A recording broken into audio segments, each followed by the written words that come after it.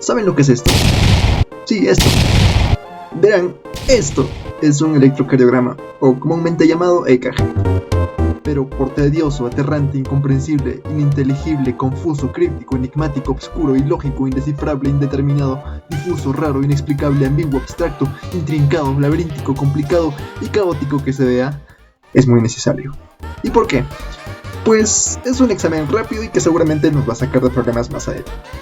Entonces es momento de comenzar con interpretación de electrocardiograma. Entonces, ¿qué es el EKG? ¿Cómo funciona y para qué sirve?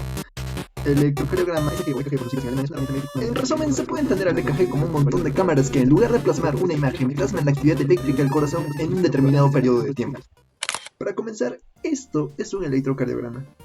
Y pues se va a dividir de esta forma. Entonces, ¿qué se supone que es todo esto? Estas de aquí son las derivadas frontales, y estas las derivadas precordiales. Y pues la respectiva posición de sus electrodos es la siguiente. Todo bien, ¿no? Pero entonces, ¿dónde quedan las derivadas V7, 8 y 9? Pues estas no se consideran porque el EKG estándar tiene 12 derivaciones y porque usualmente estas 3 se suelen usar cuando se sospecha de un infarto de cara posterior y cuando el médico los indica. ¿Y de dónde aparecieron las derivadas de 1, de 2 y de 3? Esto es un poco complejo, pero se resume en esta imagen. Lo que vemos es el famosísimo triángulo de Wilhelm-Einthoven. Lo que hizo este señorón es que se percató de la forma en la que los impulsos eléctricos del corazón se dirigen, empezando del nodo sinauricular, las aurículas, nodo auriculoventricular, el haz de Hess, las ramas derecha e izquierda, las fibras de Purkinje y, por último, a los ventrículos. Y bueno, hizo un esquema que correlaciona las derivadas AVR con AVL, la derivada AVL con AVF, la derivada AVR con AVF, y pues determinaron estos vectores. Por eso se le denominan las derivadas bipolares, porque salieron de dos derivadas. Y es así como ya conocemos prácticamente todos los elementos del EKG. Entonces, ¿cómo evitamos pasar vergüenza cuando un doctor nos dice: revisen este EKG? En internet hay un montón de esquemas que prometen hacerte leer un EKG en 10 pasos. Por ejemplo, ¿cómo interpretar un electrocardiograma? 10 pasos para interpretar un electrocardiograma. Interpretación del EKG. 10 pasos para interpretar un ECG. EKG en 10 pasos. Los 5 pasos para interpretar cualquier EKG. 10 sencillos pasos para interpretar un electrocardiograma. No les voy a mentir, yo haré lo mismo, pero para ser único y diferente lo haré en 4 pasos. Siendo que el paso 1 es revisar la calibración, el paso 2, revisar el ritmo, el paso 3, revisar a detalle, y el paso 4, revisar el eje. Paso 1. La calibración. Se hace revisando este gráfico al inicio del EKG. Solo asegúrate que sea del tamaño de 2 cuadrados grandes de alto y un cuadrado grande de ancho. El paso 2. El ritmo. No te hagas líos y solamente determina si es sinusal o no sinusal. ¿Y cómo hacemos eso? Pues te preguntas estas 5 cosas. ¿La P está antes de la QRS? Esta desaparece cuando el impulso no se origina en la aurícula, cuando es patológico. La segunda pregunta es: ¿la P es positiva en la derivada 1, 2 y AVF? La tercera pregunta es: ¿PR es constante y normal dentro de 0.12 a 0.20 segundos, o sea, de 3 a 5 cuadraditos pequeños de ancho? La cuarta pregunta es: ¿es regular? De ser necesario, puedes marcar las ondas R en un papel y luego compararlas con las demás. Y la quinta pregunta es: ¿la frecuencia cardíaca está entre 60 y 100? Este valor puede aparecer en el resumen del final del EKG, o en su defecto te resignas a hacerlo manualmente. ¿Y cómo? Pues tienes dos situaciones. Una, cuando el ritmo es regular, tenemos dos métodos. El más exacto, que es el método de 1500, en el cual se cuentan los números de cuadraditos pequeños que hay entre R y R, y entonces la frecuencia cardíaca pues resulta de la división de 1500 entre el número de esa cantidad de cuadraditos pequeños. El más rápido, el método de 300, 150, 100, 75, 60 y 50. Empezamos buscando un QRS que coincida con la línea gruesa, y cuentas el número de cuadraditos grandes que hay entre QRS y QRS.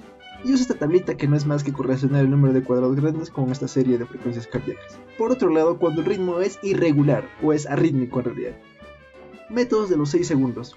Marca 6 segundos, que son 30 cuadrados grandes, cuenta el número de QRS que hay en ese tramo, y lo multiplicas por 10. Y el método de los 10 segundos, que es lo mismo pero con 10. Y entonces en vez de multiplicar por 10, multiplicas por 6. Como referencia, 10 segundos es 50 cuadrados grandes.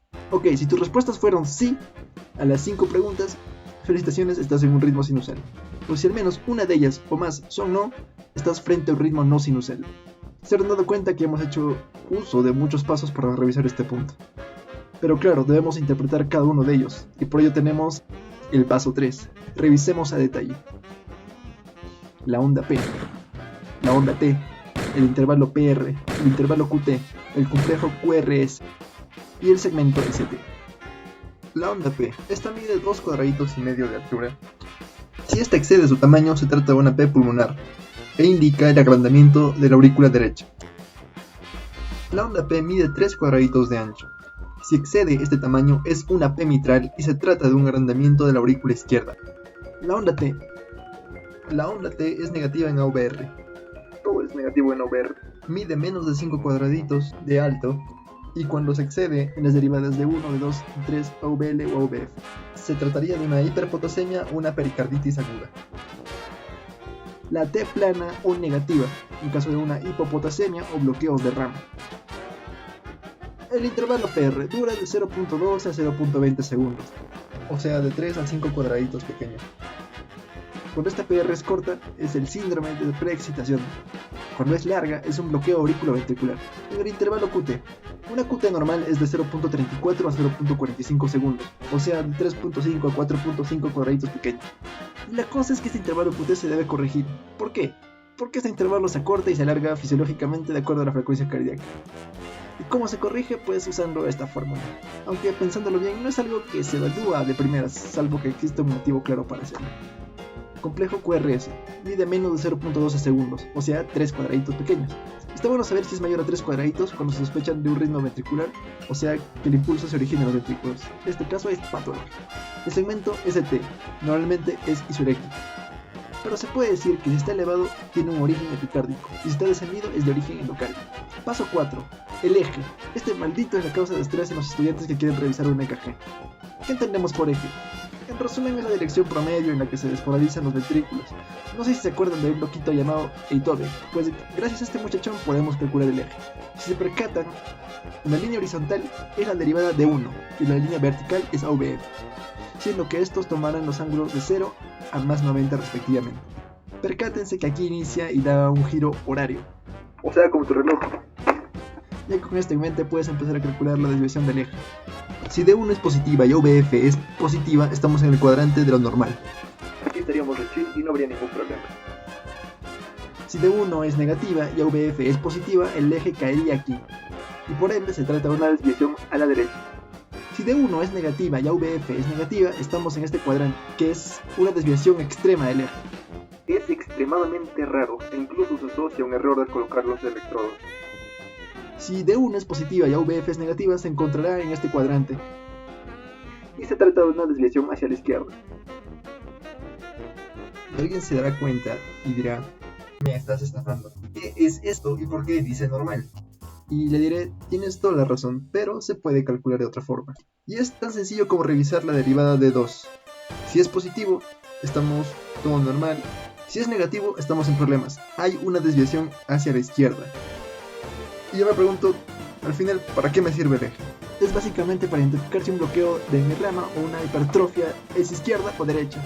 Ya sabrán ustedes por fisiopatología en qué casos aparecen estos signos. Bueno, acá se acaba el video, tal vez no abordé toda la información necesaria. Espero que les sea útil y que no pasen vergüenza frente a los doctores. Bye.